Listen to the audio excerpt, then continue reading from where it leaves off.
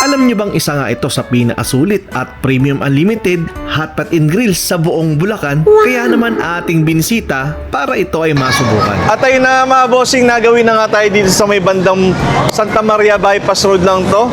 Sa kahabaan nito dahil binisita nga natin ang bagong bukas na Chinese hotpot and grill na matitikman nyo dito sa may Santa Maria, Bulacan. Kaya tara, pasok na tayo. Let's go!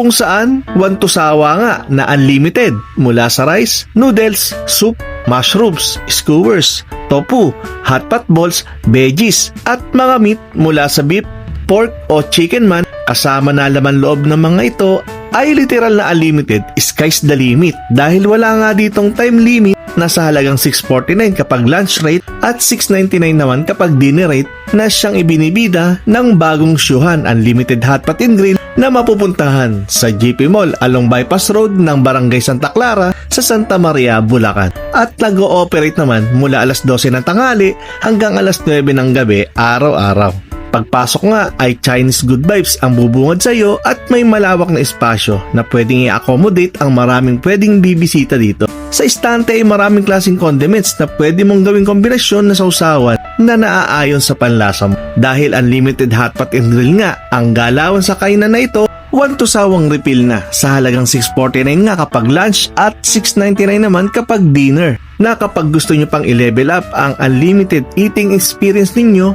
para sa grill ay mag-add lang ng 199 para sa regular grill at 299 naman kapag premium grill. Sulit na unlimited, wantusawa at siguradong gagapang kabusog. Kaya naman, mas try it nyo na mga bossy at i-mention nyo na yung mga kaibigan nyo maaaring manlibre sa inyo. At ihabol ko na rin na bisitahin ang kanilang Facebook page para sa mga ilang updated na ganap o inquiries patungkol sa napanood.